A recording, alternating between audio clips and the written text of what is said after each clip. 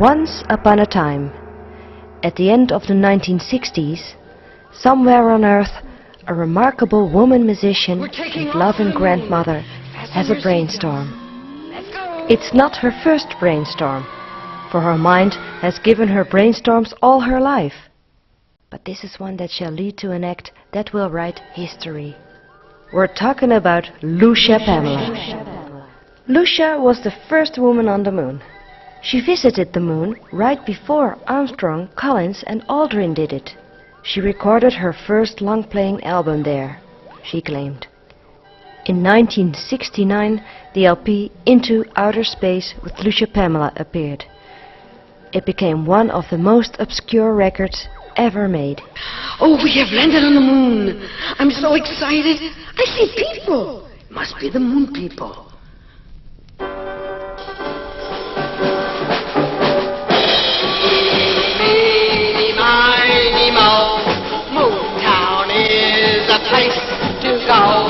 Whether it's hot or whether it's cold, the weather on the moon is the best, I'm told. On the highways and byways and alleys, it's true, there's no finer people than the moon people to you. And I want you to know. She was one of my greatest friends. We differed 63 years in age, but when we were together, any difference at all seemed to disappear. We really were soulmates. I am a multimedia artist, as they call it. I work and live in the Netherlands. I make paintings, drawings, photos, ceramic works, installations, video films and music for a living, and much more. They say my work is about fairy tales. That's right, but it's also mixed with the real life of every day and the way I look at it.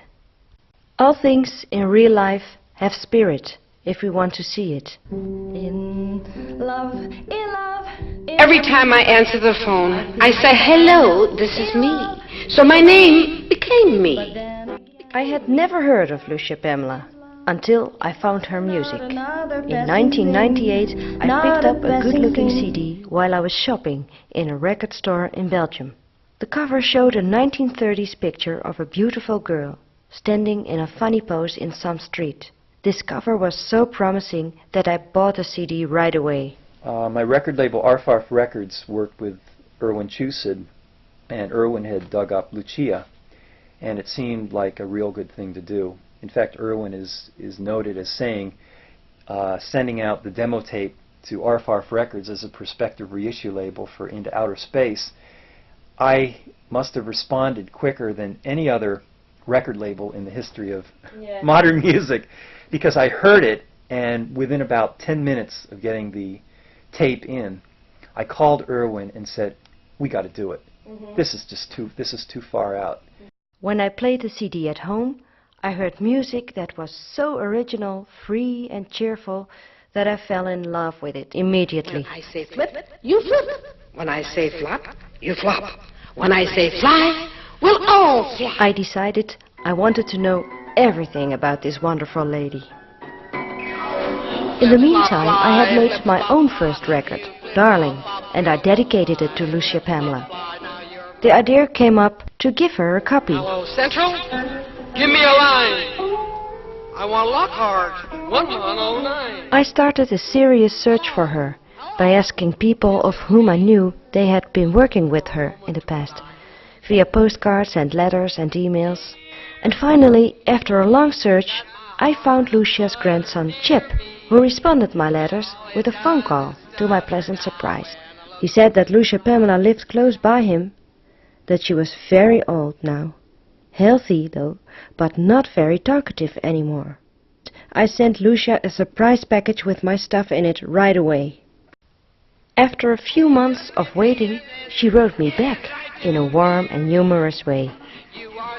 I had sent her a picture book of my work, and she sent me back a coloring book that she had made in the 1970s, with strong drawings of her in it about her trip to the moon. In her letter to me, she asked me if I would like to come over sometime in Los Angeles where she lived.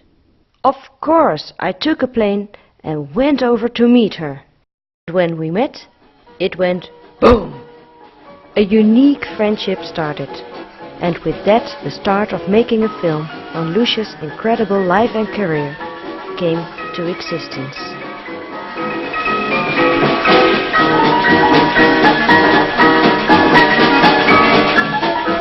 The house was real homey, and even though I didn't get to catch a lot of her glory days, you could see it. The thing that I was struck with is she didn't speak a whole lot. Stuff she told me wasn't much. It was only 3 or 4 little lines. But I liked the way she did it because she'd go, "Well, if you track me down, you must know what you're doing." I'm so full of ideas, and here's a good one. Because to begin with, I was the first person on television, on radio and television. Every time I take a trip, I'm sure to meet my friends. From the sky, they fly high. This is hello from them. I got tired of everything in the world. I wanted to go up to the moon. I always asked my mother why we couldn't go to the moon. So I decided to write a book into outer space in the year 2000. And then I decided to make a record in the year 2000.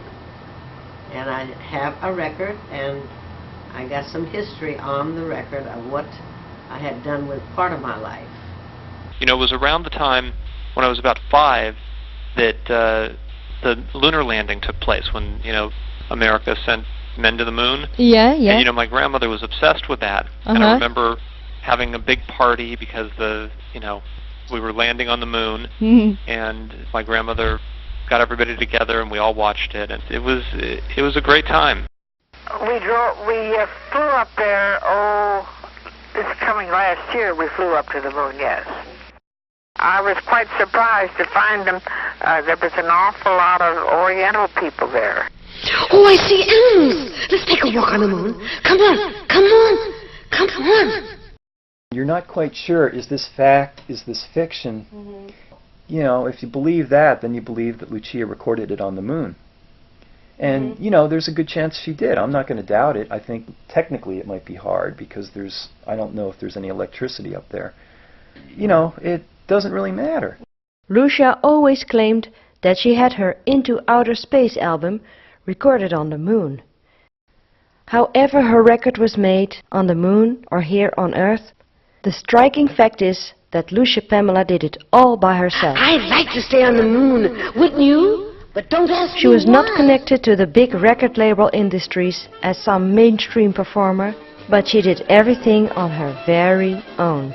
She got some help from a few family members and a local hobbyist who had his own small pressing plant called Gulfstream. This do-it-yourself attitude in Lucia's creative works is what I recognize in her as an artist a lot. I talked to her granddaughter, who joined her during the recordings back then. The record was made in a studio. Yeah, in a recording studio in Florida. In fact, I was with her every day when she did that. The recording studio was not fancy by any stretch. It was really kind of low-tech, I would say, studio. But, it took more than a few days. It was weeks. No, I wasn't 10. I was probably 8 or 9 when the actual record was made. Vince Farino was manager of Gulfstream Records. He was a hobbyist who loved engineering and producing records. Everything that got recorded in this studio had tons of echo on it.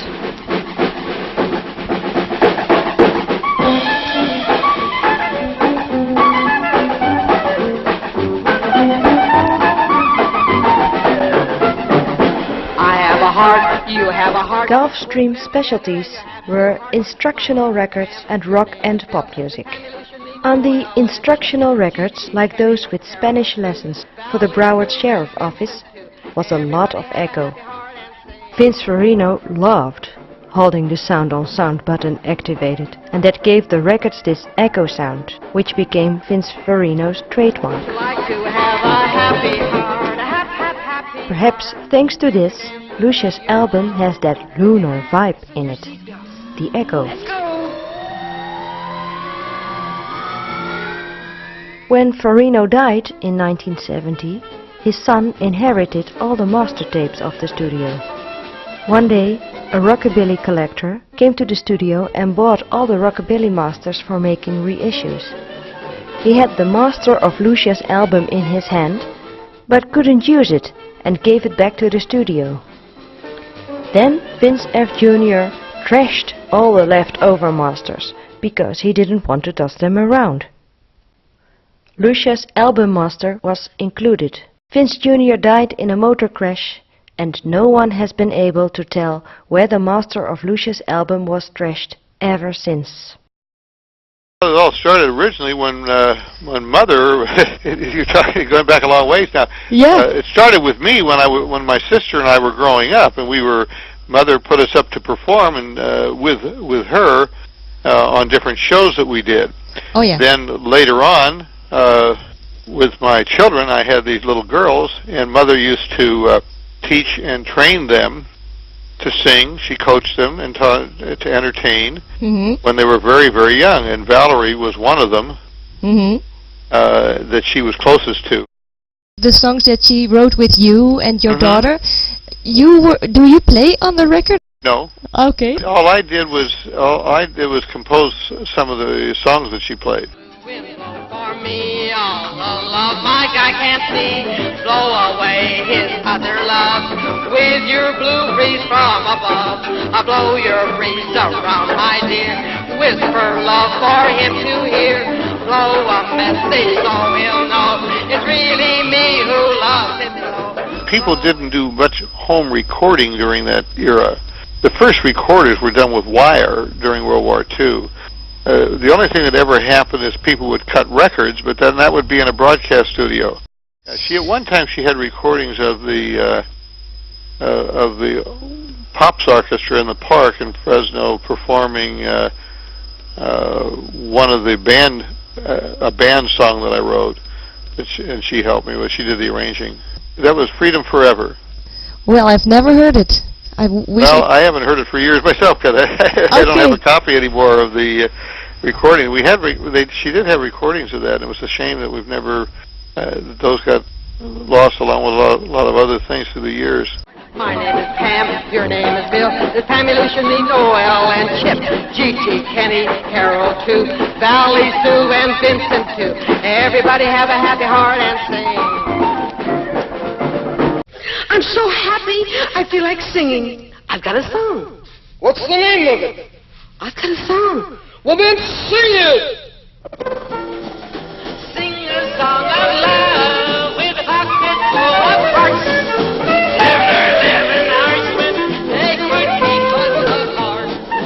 And I know that as well as I know my name. I know 10,000 songs. I think she was way ahead of her time. That had she been born today, the world for her would have been totally different. So I decided to write a book, Into Outer Space, in the year 2000. And the original story and drawings are also by Lucia Pamela. That's me. The art book that Lucia had sent me was a coloring book, and it contained direct, cartoon-like magical drawings about Lucia's trip to the moon. The fun part was that a coloring contest came along with this book. And this contest is still open today. It's a coloring book. And then on the front page it says, Into Outer Space with Lucia Pamela in the year 2000. I'll tell you what the front page says. It has a lot of pictures of the different children in the school on the open page. And I'm standing up playing the accordion. And the children are all around me. At that time, in that photograph, I was 6 or 7, I guess. And that was the same time that she was giving music lessons at your school? Yes.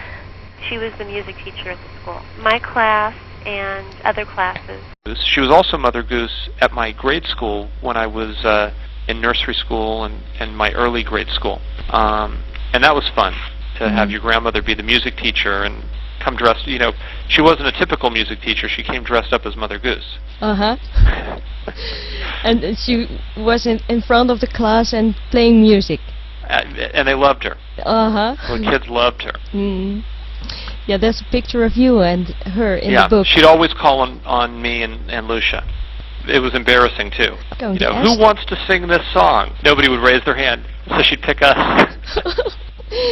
So, and what did you do back then? You just came forward and sang? Oh yeah, of course. Of course, you couldn't refuse. You never turned down my grandmother. What did I tell you when I wrote?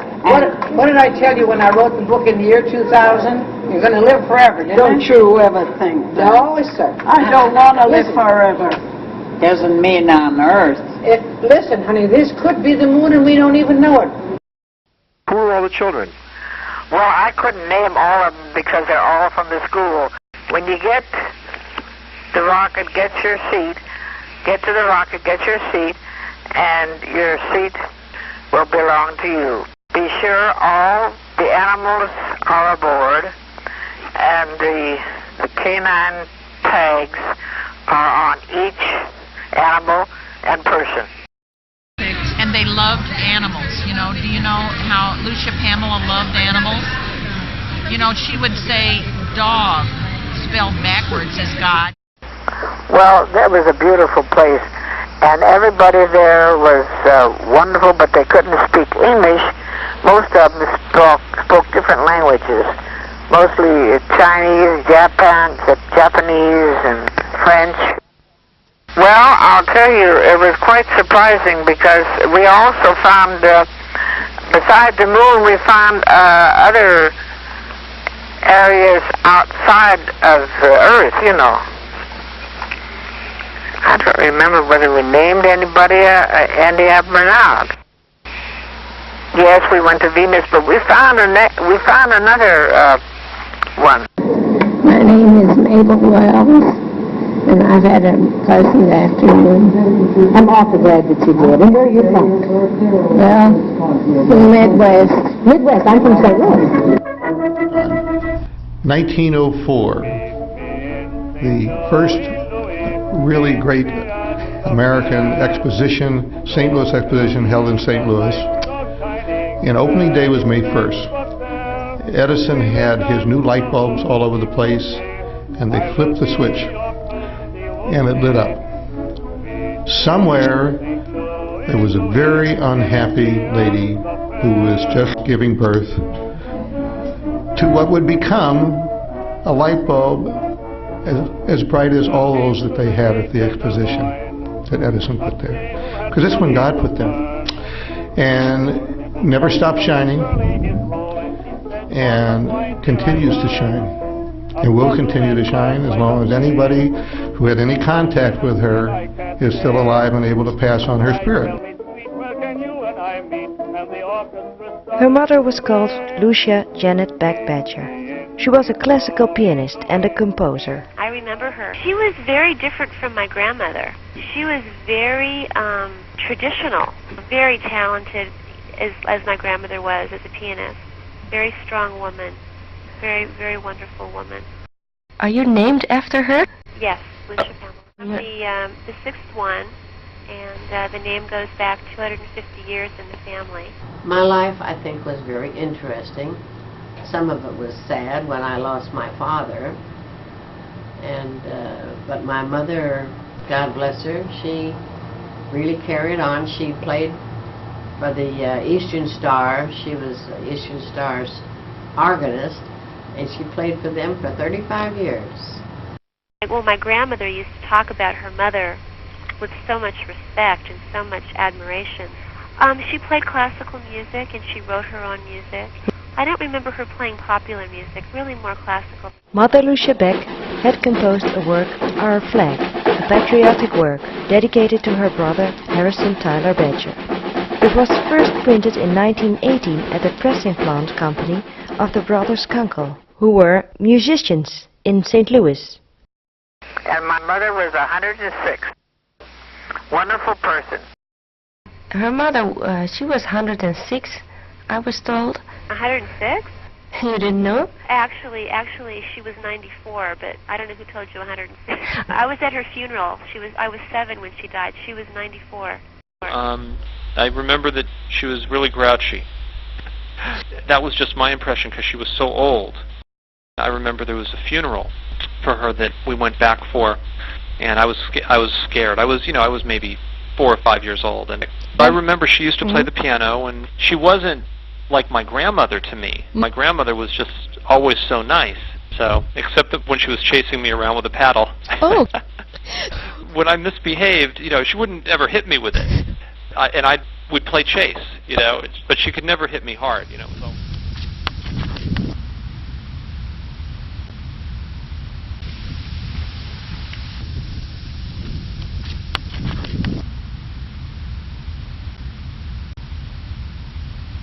My mother's with me all the time.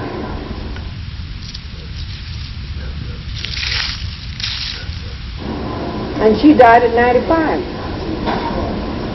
And she didn't die, she just went to sleep. And in St. Louis, Missouri. Well, so many things happened just 2 years old, such as I wanted a cookie, and my mother had just finished cooking, and she didn't want me to touch them because they were too hot. So I waited until she went into the kitchen, and when she went into the kitchen, I took a chair and I pulled it over to the stove. And it was a hot stove where you could put coal and wood and things like that. So when I went to reach up to get the cookies, I fell, and my hands landed on the hot stove. And then I hurried up and got up, and I fell on the floor. So my mother hurried up and came into the room.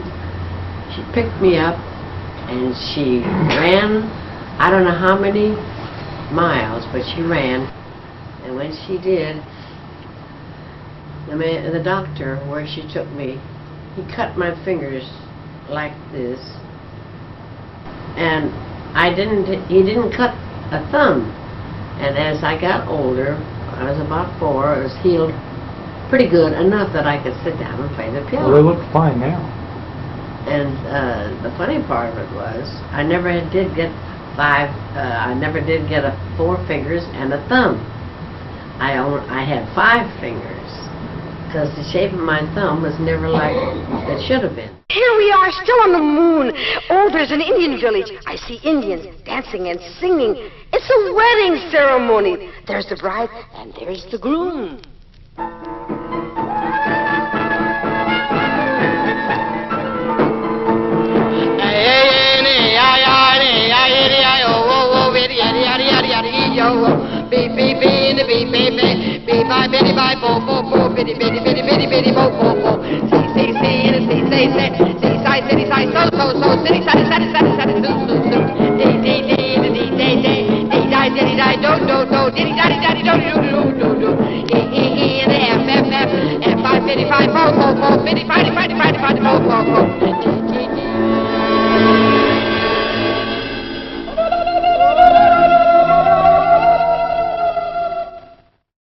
I could read music all the time. Nobody had to tell me what the notes were. I was a sight reader. And I was born that way. And that was God's wish, I suppose. So I graduated Solon High School. It was at the Solon High School that Lucia had already formed a school band. As the band leader, she called herself Miss Cinderella. I wanted to learn about many, many things that they didn't even teach at school. As you go into the White House, why, all along the right-hand side of the White House were pictures of my forefathers, the Harts. They were from Scotland and they were from England, and it was quite a display. I was related, am related to Queen Elizabeth of England. Well, about 1600, when Eleazar Wheeler came over from England, and he opened up the first Indian school in the world, called Dartmouth College. So, as years went on, I kept playing concerts with my mother and with Kunkel, Charles Kunkel. And we had concerts every night at the Odeon Theater in St. Louis, Missouri. She also won a scholarship and she went to the Beethoven Conservatory for Music and Voice. There still is a Kunkel's Conservatory. He was the first cousin of Beethoven, and I played with him on concert stage.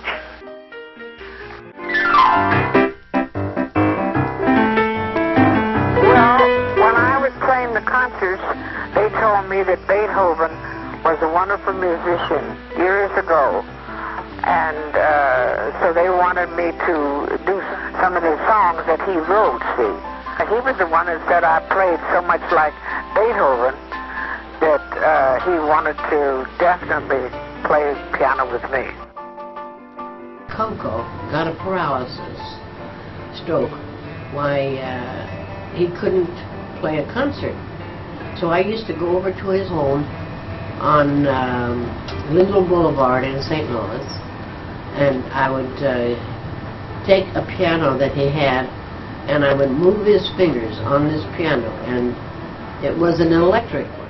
Her relationship with Kunkel culminated with his death at a duet. They were performing. This is a true story. They were performing together, and he collapsed. I don't know if he actually died during the concert, but as Charles Kunkel would have wanted it, she continued performing and finished the piece on her own.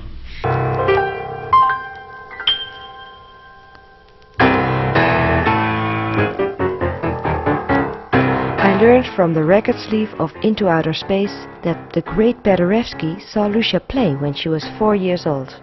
After that, he handed a note to her mother with the words, "Your daughter is a natural-born pianist, and she will be the finest pianist in the world when she grows up." Order in music reflects organic human life, Paderewski said. He played the masterpieces like he was spontaneously improvising, a characteristic he shared with Lucia Pamela, next to wanting to make people happy.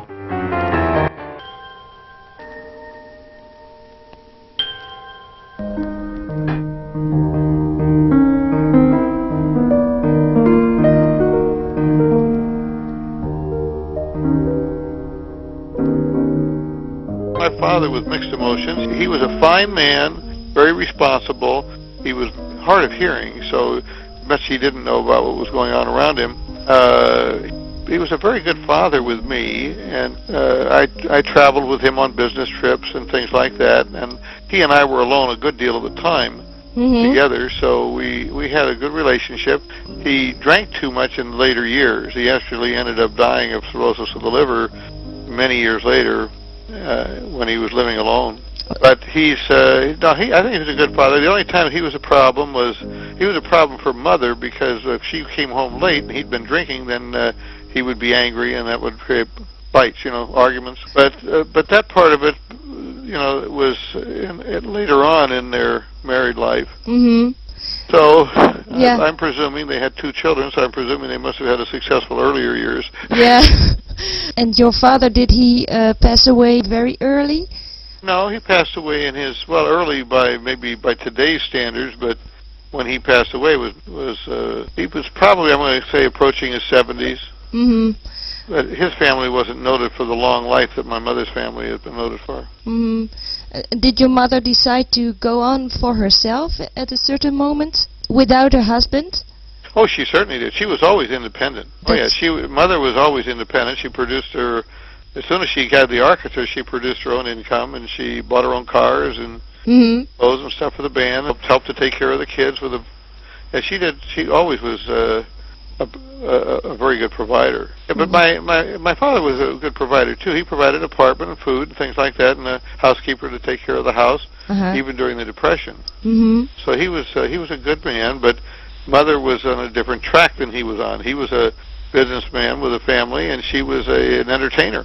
Yeah. The whole different field. Yeah. Oh, different hours, different everything.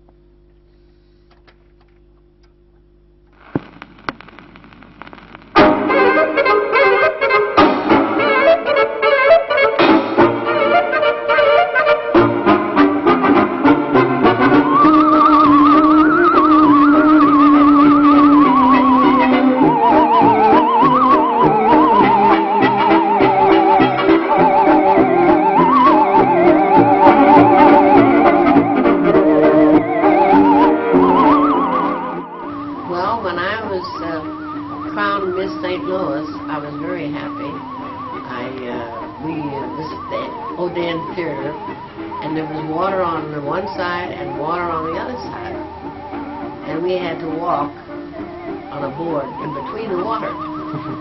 And when I got through, when they selected me as St. Louis, Miss St. Louis, that was at the Grand Central Theater in St. Louis. And this one woman, Mrs. Evers, she said that one of the reasons that she chose me because I had such beautiful ears and eyes. And I got a kick out of that.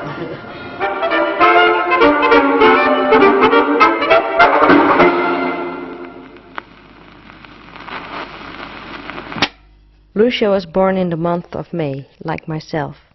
The 1st of May, May Day, was a very special day in St. Louis in the 1930s. Every year there were lots of celebration festivities in Forest Park.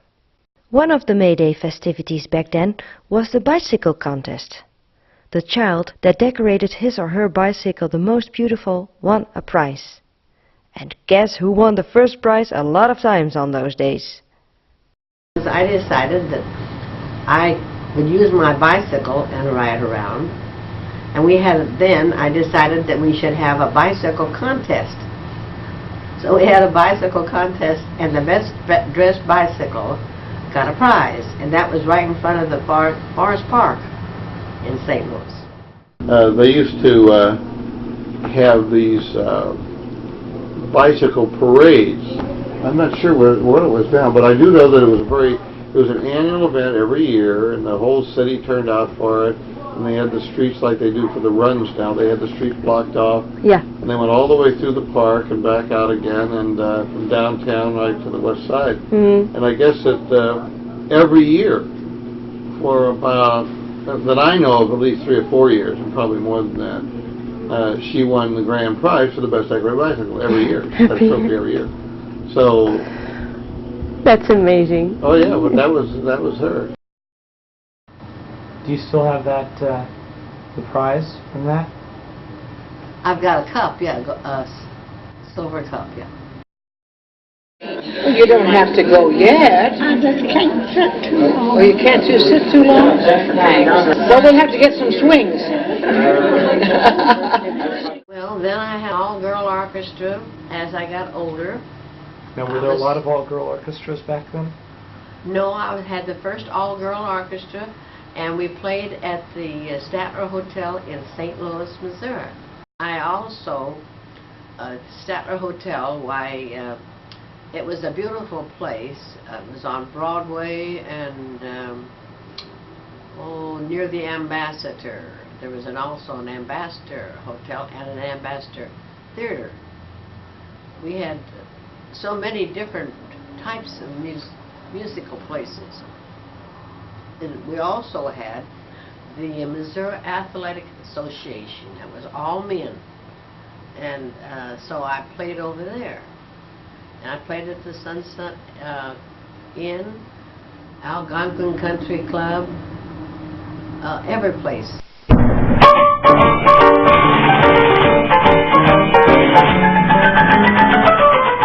The war came, and it had a much different effect on women than it had on men. As for the bands that existed, all-women jazz and swing bands were suddenly much more wanted and visible everywhere in clubs and on stage. New all-women bands got formed to fill up the gap from absence of the men who had to fight in the war. Amateur and professional woman bands, established and new, entertained the armed forces. You did a lot of community service during the war? Oh yes, yes. I did thousands of hours in hospital work. And I'd go in and I would sing for the boys, and sometimes they were sick and sometimes they were not only sick, but some of them were blind and some of them were dying. And it was very cruel because we went into one place in Alton, Illinois, where the boys were there since 1918. That was the First World War. Lucia also got a Medal of Honor from the Congress of the USA for her wartime service entertaining troops with the USO. The musical Pirates performed mainly in and around St. Louis. They played in hotels, restaurants, at drive-in movies, at openings of car shows, shows for farm machinery, etc., etc. When I met Lucia Pamela's son Ken Irwin in St. Louis, while I was there for research, he told me that she once played on the roof of the Chase Hotel, together with her musical pirates. The Chase Hotel was famous for putting up presidents, movie stars and artists, like the Paul Whiteman Orchestra and radio personalities. The leader of the band was, of course, Lucia Pamela. I had my all-girl orchestra. I had the first all-girl orchestra, and I called them the Musical Pirates. Lucia Pamela and the Musical Pirates. But I played 15 instruments, and the girls, they all played along with me. We played in St. Louis, we played in Kansas City, but most of our work was done at the Odeon Theater in St. Louis. Lucia's female band had a mix of members who played saxophone, drums, banjo, violin, piano, trumpet, steel guitar, trombone, accordion, marimba, and there was a singer in the band as well. The band existed out of 6 girls. The cast probably changed now and then. What kind of music did they make? Oh, the orchestra made basically popular music. It would have been swing music. A lot of it was swing music during the 40s. Well, she was the first woman. In fact, she was actually the first with a female band, period, but she was the first woman in particular also with a female band. Other men came after her and formed all-female orchestras. Yeah. Phil Spitali was one that did it out of New York City. Yes. There was one couple, the gal who played guitar in Mother's, one of the ladies who played guitar in Mother's orchestra was May Bay, but she never got the recognition, even though but she did very well when she played with Mother's orchestra. You know, they were able to, at the time, demonstrate that women can be very effective musicians in popular music as well as classical. They were just very good. The one exception that would have been, and again because she was a woman in a woman's orchestra, Evelyn and her magic violin. She was a popular violinist that was Mother's lead violinist, and she got to be very famous. And then of course when she played with Phil Spitali, which was on national radio at the time, then she got still more fame.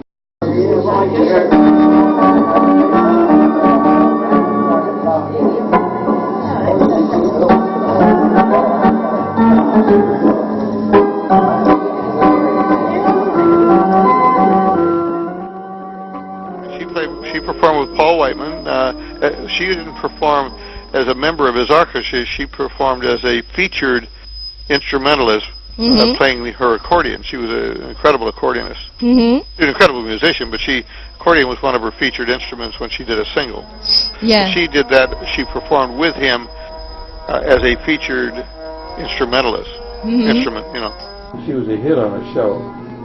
She could do things with the accordion that people never even thought of. She played that as her lead instrument, like others might use a piano. She used an organ. She could play every instrument in the band. She was like Lionel Hampton. If you ever heard of Lionel Hampton, Lionel Hampton, in fact, she was on the same bill with him once and played right with him up in San Francisco during World War II. And I watched the performance. I was a youngster at the time, but I watched the performance, and he did her routine, because I'd seen her do it many times, where he would be playing the vibes, and then he would go and he would pick up the horn, he'd get over on the piano, and he would go through all the instruments before the song was over. And I was on the way up with my all-girl band on the way up to Canada, and we stopped in a place, and he really would have laughed at, because they had a monkey on the stage, and he used to dance on top of the stage when I played the piano. After years of playing with her all-girl orchestra, Lucia Pamela went on performing as a soloist. She played in restaurants, hotels, dinner parties, and at schools, for instance. Always with a lot of flair and wearing beautiful costumes.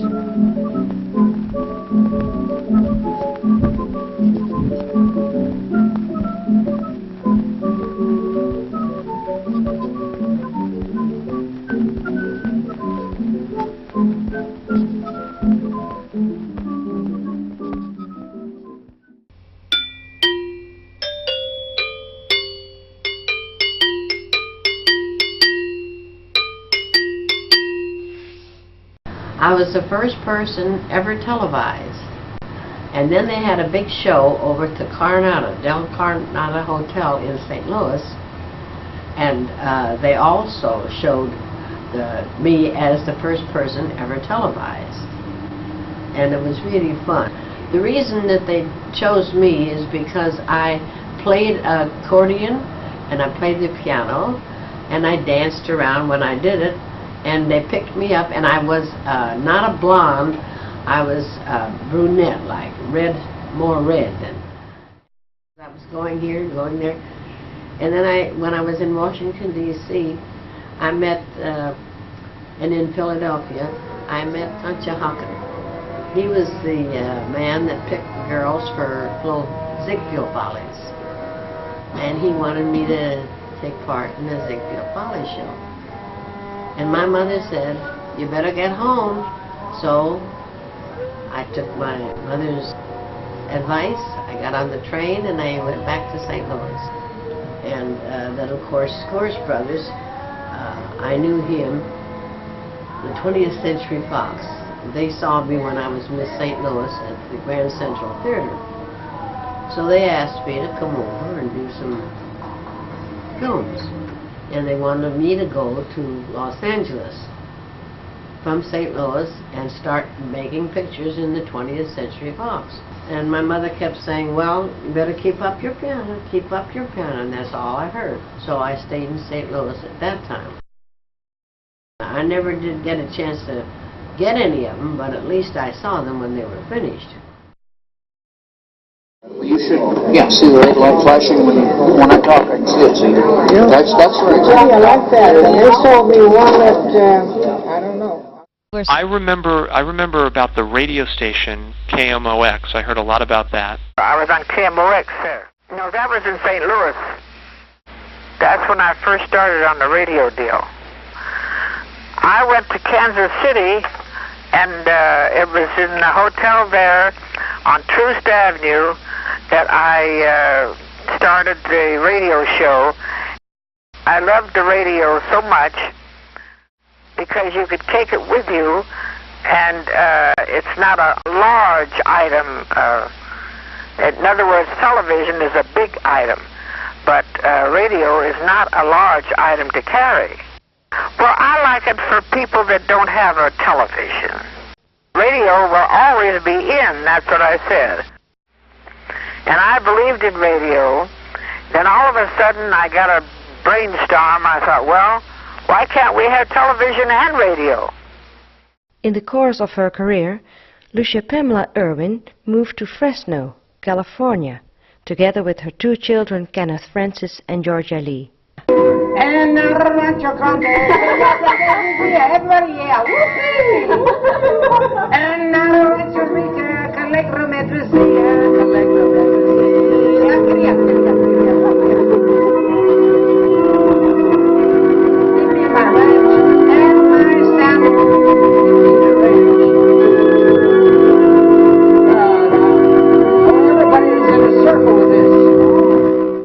There, Lucia Pamela's career flourished. She had, for example, her own TV show called Girl About Town. And then from there, I started a TV show. And the Gal About Town. Yeah. When she had her radio show.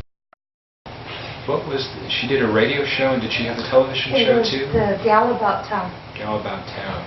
You would call and she would tell you who, what, where, and everything. In and around Fresno, right. She was the information person. Before the internet, which she had all of the information.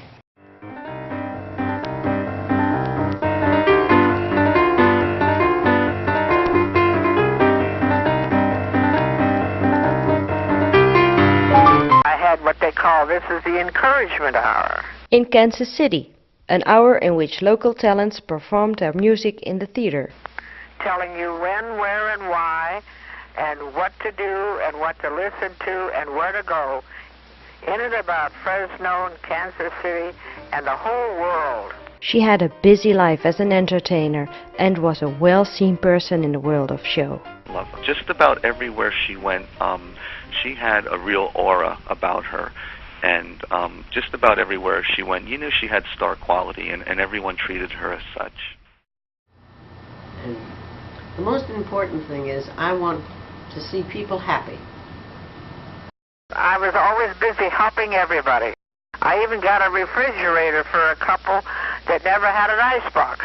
I even played marbles in the middle of the street with the little kids to help them. I didn't get any money for that. She was a mentor to all the children. Uh-huh. In fact, she was a mentor to any child that she met. Yeah. When my sister and I were growing up, and Mother put us up to perform and with her on different shows that we did. Did your mother teach you too? Yeah, she taught my sister and I both. Mm-hmm. She coached us on being on stage. Yeah. And when you were on stage with her, what kind of music did you make then? Well, swing music. It was during the World War II, and there was a lot of patriotic music. God Bless America was the song she always gave me to sing. Ah. It was sure to bring applause. Yeah, I can imagine.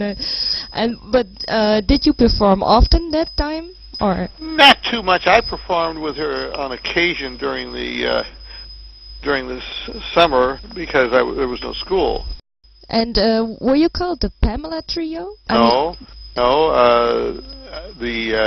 She may have used that term at different times. I don't even remember that. My sister performed with her a lot more. My sister had an acrobatic act, and she's a color show soprano, so she would sing and do her acrobatic act. They performed as the Pamela Sisters, I was called. Right. Lucia Pamela's only daughter, Georgia, had become a pretty young woman herself in the meantime. She appeared as a model in magazines and worked for TV. And she inspired my mother too, who sings and, had a career before she married my father. So. Do you think she was inspired by her mother? Oh, of your course. Mother? They went on the road together. I only know the stories that I've been told, but she was on the road with my mom and my Uncle Ken, right? Well, I know that the act of my mom and my grandmother was the Pamela Sisters, but I don't know what it was called when my uncle was in it.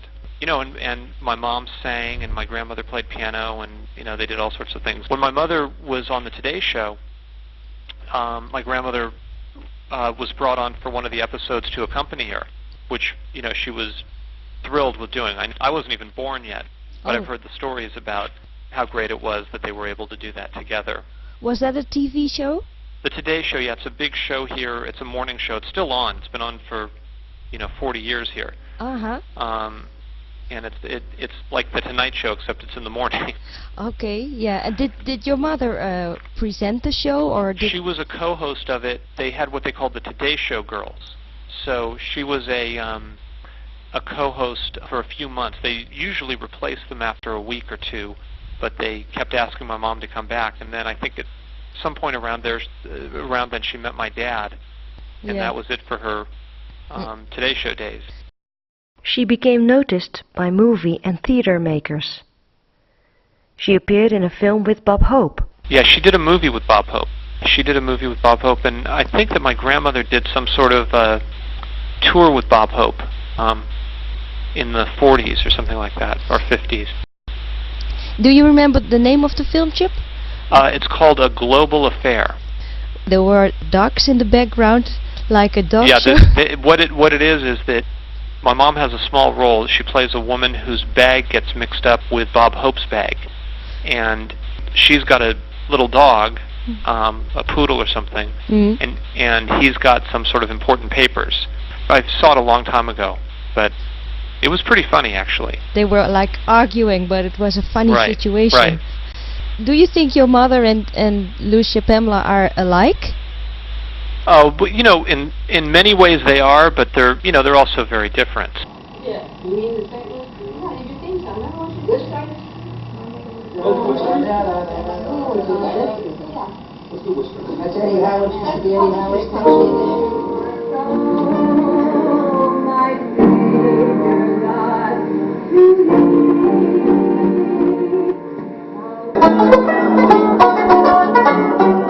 Now I was born on a farm down in Iowa, waiting you to bound Manning my way. I packed my grip and I grabbed my saxophone. Well, it came don't try to play any fire, I mean, I'm down there, folks used to say, well, it's all you to me. Now, I was born on a farm down in Iowa, a mining you was down Manning Highway. I packed my grip and I grabbed my saxophone. Billy was born in Italy. I don't know exactly where. My mother was born in the Naples area, and my father was born in Abruzzi. Billy lived in Pennsylvania because that's where Mom and Dad had a business. And across the street from the business there was a beer joint, we might call it, or a place to go drink, and in the back they had a boxing arena. So Billy was a very popular boxer. He was famous northeast corridor of the country. At one time he was the 5th best rated welterweight, which is a weight class in the boxing world. When I was a kid, most of the time I was around 5 years old when he did a lot of boxing. He's the number one. Billy was 18 years older than I am. So did you spend much time with your eldest brother, with Billy? When I was a youngster, yes. He'd take me out and he'd go walk and I'd have to run to keep up with him. I idolized my brother when I was a kid. I mean, he was the greatest thing in the world because I had no mom and dad at the time. See, Billy had a casino in Cuba. When that regime was in trouble, he was glad to escape with the clothes on his back. He was part owner. It was a restaurant, and circumstances were really upsetting as far as the political problems. To leave everything he owned back in Cuba, and he ended up in Florida. For a while, he was a car salesman, just to have something to do, and I think maybe that's where he met Pamela when she was playing. Billy stopped boxing in the 30s. Then he was in a lot of different businesses. He was also in Cuba before Castro came in. He had some sort of business there, and I know he lost a lot of money after Castro came in because they shut down a lot of businesses, and so he ended up and somehow or another, I think that he met my grandmother. I'm not sure. I think he met her when she was performing somewhere. Then he was a sports reporter. When I was a kid, he was selling cars, and he was writing a column in the Miami newspaper about sports. In love, in love, in love. Well, she was very happy with Billy. Her marriage after my father was not particularly happy, but Billy Angelo was the greatest thing that ever happened to her. The combination of Billy and my grandfather Billy and my grandmother was probably a good combination because he was a real softie. I wouldn't say he was soft. He was sweet. In America, if you say somebody's soft, it means that they're a pushover or something. He was just a very sweet man, and he was very proud and smart, and he had such a love for her that it's actually, when I think about it, he just was such a good guy. You could tell this man adored her. You could see the look in his eyes. You could see just his complexion. When he was around her, he was a man who was very, very much in love. They made a very handsome couple, too. They always took us out to dinner. That was their favorite thing. One time they took me to a bingo because Billy was calling the numbers. Billy's always been a very popular, outgoing, social person. I guess I get it from him. Oh, Billy was at home no matter where he went. When Georgia and her husband had to be on the road for their work, Lucia Pamela and Billy Angelo took care of Chip and Lucia, Georgia's 2 children, for periods of time. I was born in New York City, and I was born in '64. And off and on, I lived with my grandmother until I was 5 years old, and my grandfather Billy. He wasn't my biological grandfather, but he was, as real a grandfather as you could have. Then I lived with them mostly in Florida, where my parents also had a home. So I went back and forth. Off and on, it was like visiting your grandma, but we would, my parents traveled a lot, and so I'd get to spend a lot more time with her. And your sister lived with you too, Lucia? Right. It was a lot of fun. They lived by a lake in Florida, on South Lake Drive in Hollywood, Florida. They had an indoor swimming pool at their house too. It was, of course my grandmother had to have an indoor swimming pool, wasn't it? When they were in Hollywood, Florida, I stayed a few days with them. At the house, just across the street, they had a little dock, but they didn't have a boat. A little boat dock. Well, it's like a little platform where you sail a boat up to. And they had a lounge chair where you could go out and sun yourself. It was the first time that I had ever seen an indoor pool. Get out of bed and jump in the pool. Yeah. One of the things I remember too was a carousel. Not a very big carousel, it was a smaller carousel, but she actually had a carousel in her front yard. Actually, it had horses on it, and the horses were, painted different colors. And it was just, it was a neat thing to see. It's not every day, you can walk up someone's front yard and see a carousel in front yard. Do you remember? A carousel in the front yard?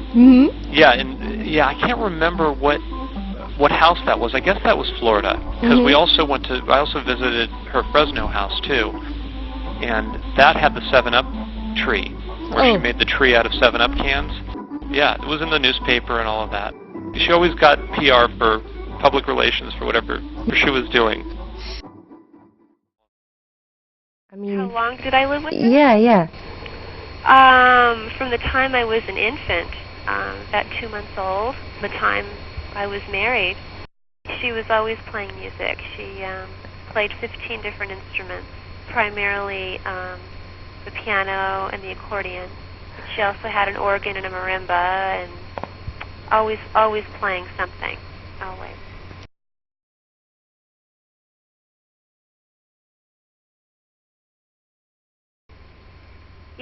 The house was full of music all the time, and I always used to sing, and I did a lot of dancing and ice skating and things when I was a kid. And as far as the piano goes, I always wanted to take lessons, and she wanted to be my teacher. Unfortunately, what she wanted was somebody to play with her. Yes. And so I went. She taught me, certain songs that she liked, that she wanted me to play with her. But that was pretty much as far as it went. I never learned to read music. I could play by ear. I could hear a song and then play it. She never really encouraged me to do it because she liked being the star, She wanted to be the one. Dear me, you've got my heart aflutter, dear me, and all it does is start. But the other thing is she always wanted other people to play too. It's like if she found out that you played guitar or piano, she'd insist on hearing it, and she was able to teach it very well. She was extremely outgoing.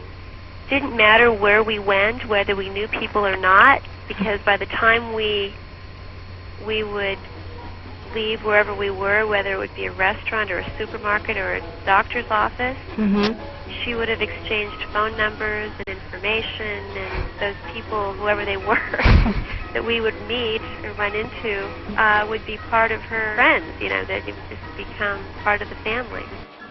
I remember as a little girl her making, 10 or 15 turkeys one Thanksgiving, going down to the church and, helping her deliver baskets to underprivileged families. People wanted to be around her. And just about everywhere she went, she had star quality, and everyone treated her as such. But I remember going to restaurants where they said, will you please play us something? And she'd never turn down a request.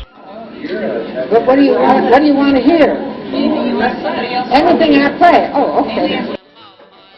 She had a piano and organ in the, L shape. And she could play them both. One hand on one hand on the other, and then she'd go back and forth. She was quite a keyboard person, Everything was about music, practically. She played the piano all the time. She got us on the piano. But she always seemed to take a real interest in young people. She really enjoyed opening up people's eyes to new experiences and new things. we decided to go see a movie and to see The Poseidon Adventure. We enjoyed the movie. I mean, it was a great movie. And afterwards, left the movie, and she took us to this place called Jackson's Ice Cream Parlor.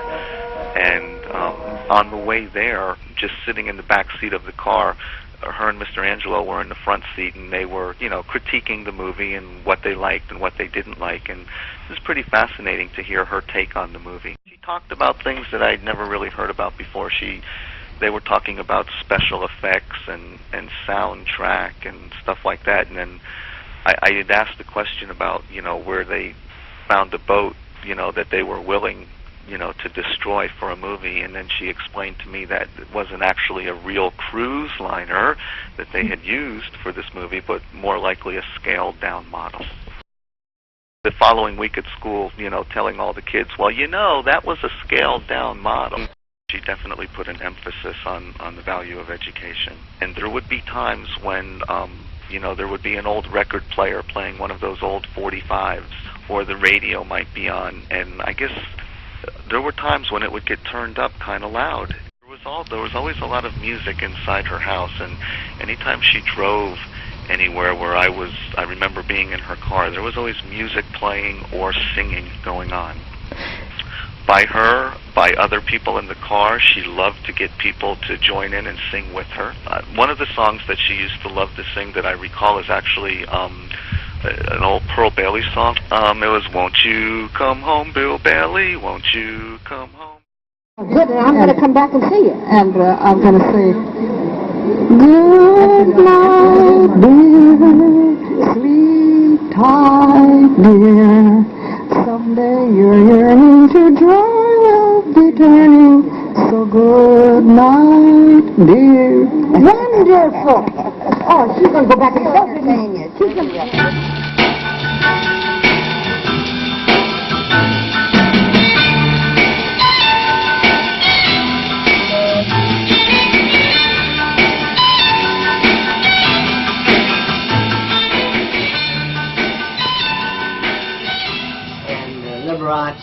I took his place down Carved by the Sea.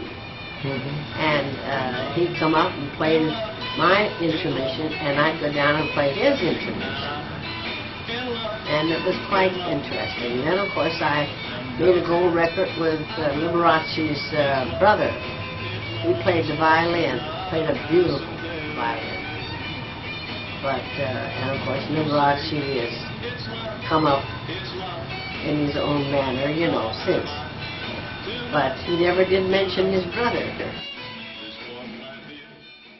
They became famous starting in 1953, and the George Liberace songsmiths were available to anyone who paid the fee. That was how his company made demos that name to different corporations. Amateur songwriters from around the country would send in usually just their lyrics, and his company would set them to music and record them so long as the lyricist paid the fee. And I suspect that that's how she came to have her two songs recorded by him. Several people all told me that he was one of the worst violin players that they'd ever heard. If the customer didn't specifically ask for him or mention that they really were expecting him to be on there, then he wouldn't be invited to the sessions for his own company.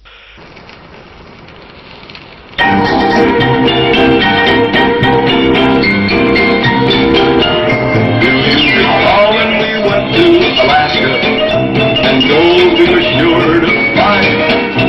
But all that we found is the gold in our teeth, honey. I wish you left me behind. You and your big ideas, you and your big ideas. You're driving me crazy, and I'm a bit hazy with you and your big ideas. I am a gambler at heart. We two will never part. I truly admit that you're bright, with a new idea always inside. You said let's go to Vegas. For our love be great, but nothing we did ever changed our fate. But still you are my sweet maid.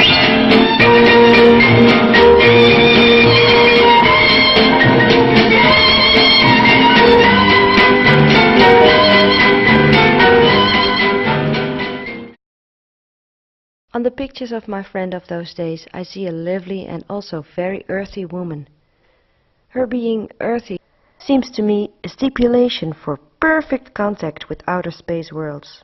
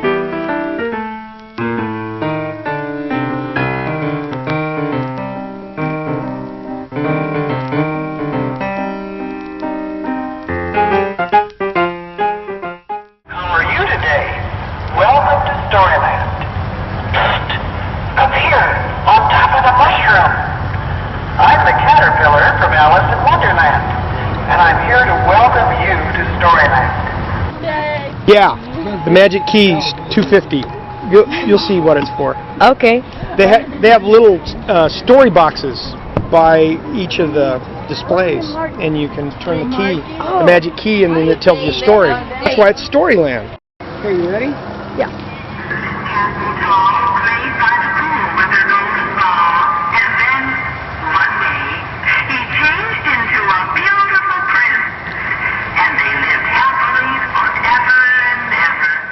Did you meet them here? No, I met her through the radio station. Kirk came to me and he said, and our friend Andy gave Kirk her album, the original album. And he said, you know, so we started playing the album, and Kirk comes to me and he said, I hear that Lucia lives in Fresno and that you know, people know her, so he wanted to start a campaign with the station to find Lucia. So we went ahead and started it. I was program director of the station at the time, so he offered a reward of $5 to find any information leading to us finding Lucia Pamela. And then we finally got a call. A guy said that she played bingo at the church.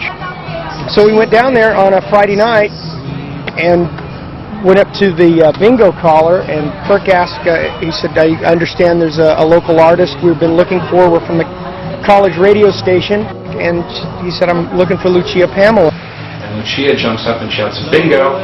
Oh, yeah.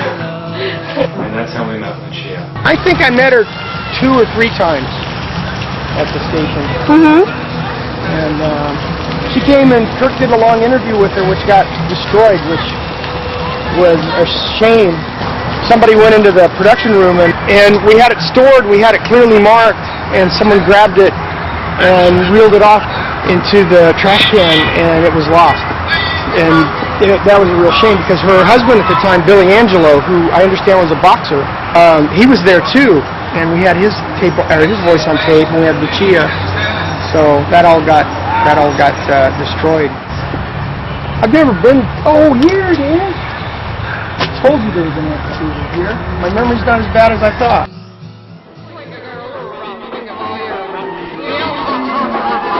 Would you like to have a happy heart? Come and dance with me, love and laugh with me, and you'll have a happy heart. I have a boyfriend who he loves me so much, but he's going away. What to do? That's the question.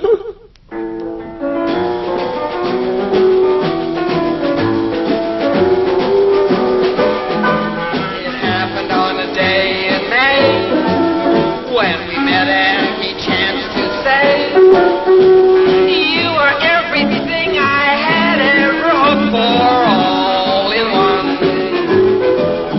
But the saddest is yet to come, when we must say adieu.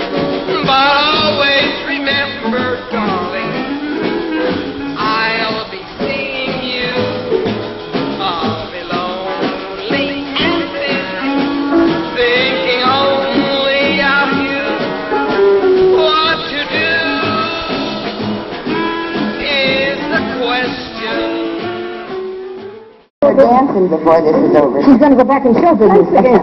And thank you, honey, for being here. You're wonderful. You didn't say anything yet. No, well, you didn't.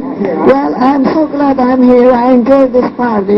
She has something called a sideman, which probably was the first synthesizer, sort of a dinosaur, I guess, by today's standards. But it did pretty much what a synthesizer does.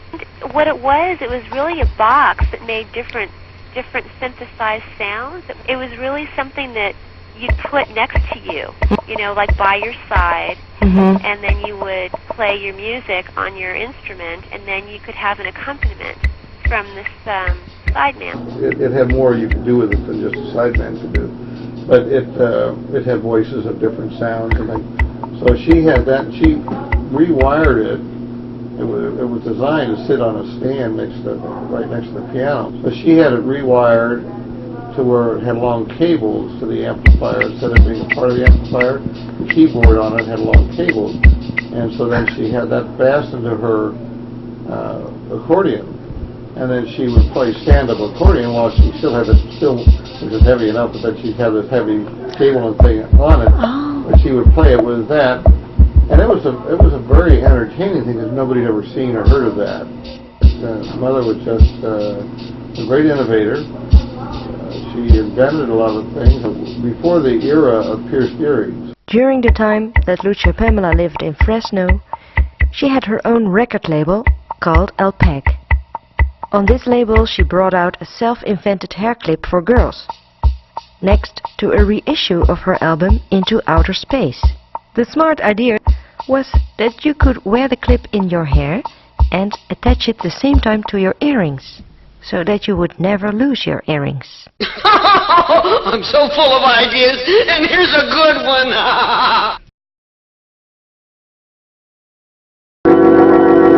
Me, myself, and I are all in love with you. We all think you're wonderful. Everybody should have a birthday because we don't know how long a year is. We think we do. Right? Right. Because many, many centuries ago, the clock stopped. And we don't know how long it stopped. Could have stopped for 10 years. We don't know. It's funny, I was just talking to my brother the other day about how she used to tape record everything. Yeah. She used to tape all the dinner conversations. I mean, everybody knew it. She liked to, capture everything either on film or on tape. And so she'd carry the cassette player everywhere. I mean, she drove us crazy with it,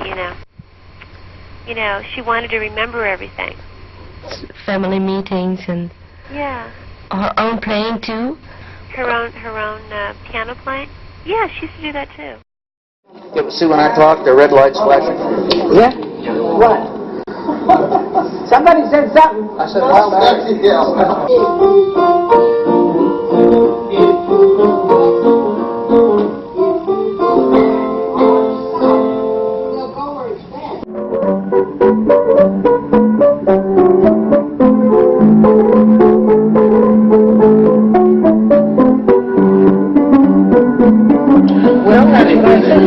folks. Yeah. You're 10 years younger than you were 10 years ago.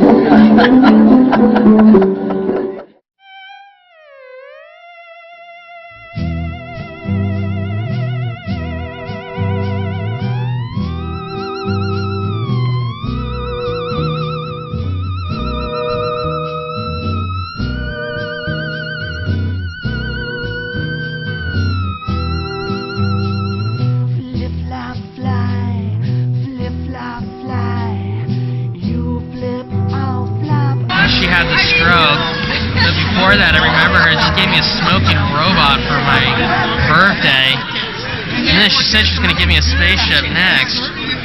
For real. I couldn't wait. And did she do it? Well, considering the technology was not available, she couldn't do it. But her intentions were honorable. Was she a stimulating person to you? For the brief time of my life that I knew her, yes. She knew that I was an artist, and she encouraged it. She knew I loved to collect everything, and she was a collector herself. Who is this? somebody in the 22nd century. I don't know. He's an alien likeness in human form. And he has some spot on his forehead? Yeah, it's a super computer of some sort. Brings knowledge of the galaxy with him to share with the people. Is he different than we are? Yeah, he was made by the aliens.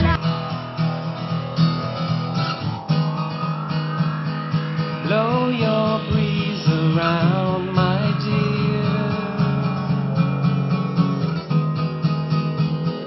Whisper love for him to hear. Coca-Cola face. A Coca-Cola face? No, a Coca-Cola face. Blew in from above. Theme song, Whisper. Whisper? Anytime she would, her little concerts in the middle of the night, In the middle of the night? Yeah, like 2, 3 o'clock in the morning. Oh, really? Oh, yes. She would wake us all up and say, it's time to play now. Come on, we're all going to gather in the living room. You met Lucia Pamela in the hospital in Fresno? Yes. What happened to her? What happened is that, I guess Pamela didn't know that she was a diabetic. And Billy, well, he was having renal failure. And a friend of hers, Madeline Nelson, she found them. Pamela was on the floor. It was carpeted very nicely. And Billy was on the bed. So she called an ambulance, and they took Pamela to the Valley Medical Center, and they put her in the children's ward. And Billy was taken to the Veterans Hospital, which later he passed away. He was a veteran. Yes. Pamela was very upset about that. She was rather bitter about it because she used to say, I told him to take care of himself because he was also a boxer. He should have taken care of his body. Herself, yes. So Pamela was very angry, bitter for a while, She wanted to change her name right away to Lucia Pamela. She wanted to take off the Angela. After they had met in 1987, Lupi quickly felt a strong bond with Lucia. A sisterly bond that I have experienced too in later years, to my happiness.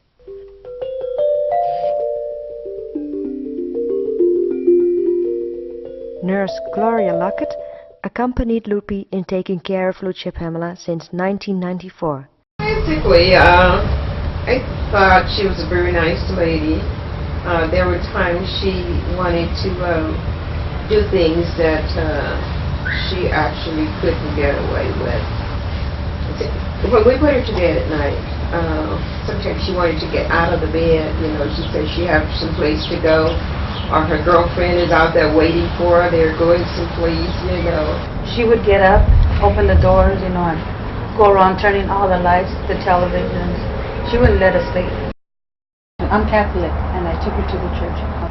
And then I got up because I think it was Palm Sunday. I got up to go and get the palm. And everything's quiet, and she says, she seen me get out of the pew, I was going down the aisle, pray for me! And everybody was just, turning around to see who it was. When I came, I noticed there were a lot of scriptures. She had tissues in them, marked in her Bible, which I thought gave me an insight of her spirituality. Come on, join hands. This is a prayer, kiddo. Everybody, may the Lord watch. We are never alone. God is always with us. She's very insightful, She could almost look at you and tell you more about yourself than what you know. During all my visits to Lucia's house through the years, I got convinced that Lupi and Gloria, who lived by Lucia's side, day in, day out, gave Lucia the peaceful and sheltered last years of her life on Earth, more than anyone else. Can you imagine where you will be in the year 2000?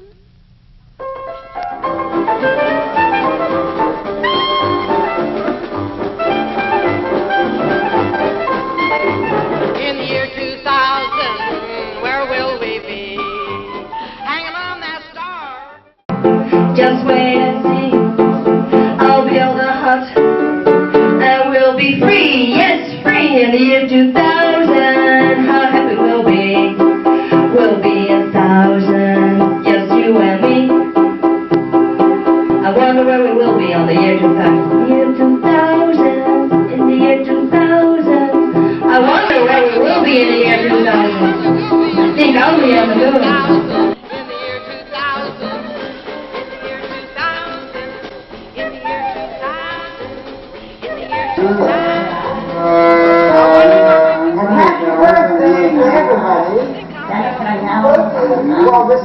birthday celebration. Oh, baby, happy birthday. Now we all sing happy birthday. Everybody gonna turn, look at the lovely birthday girl, the flaming red-haired Lucian. Happy birthday to you. Happy birthday to you. Happy birthday.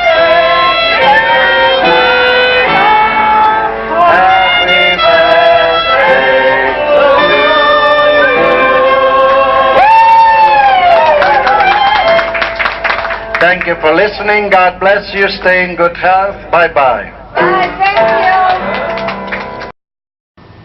But I can cut it off now, and then I can come back and tell you some more later.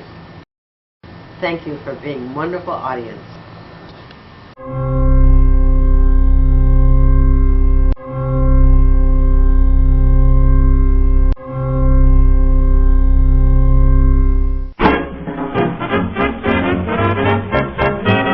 There's mutiny in the nursery. Mother Goose is on the loose, her kids are swinging out. There's mutiny in the nursery and music in the nursery. Mother Goose is on the loose, you ought to hear 'em shout.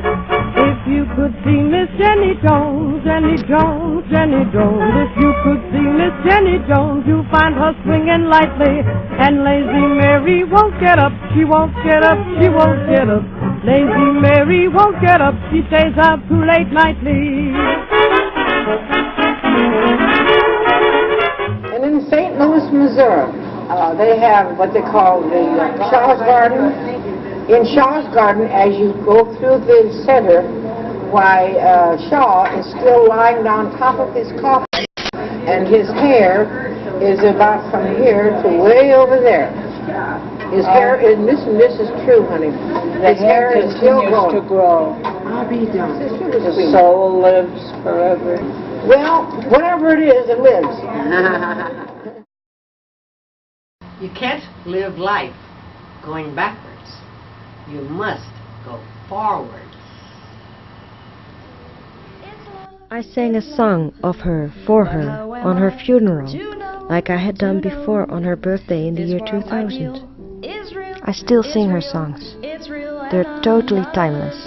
And I sing my own songs, in a Lost from Life, that Lucia Pamela so perfectly showed as an example, a force that shall remain forever, in my mind and in my heart. Well, how about everybody saying good night? Good night. Bye. Love is everywhere. Just grab it. Grab it. Love is everywhere. And everywhere. Just grab it. Grab it. I loved you and you love me. We know that is so true. When you look at me and I look at you, what are we going to do? But love is everywhere. Just grab it.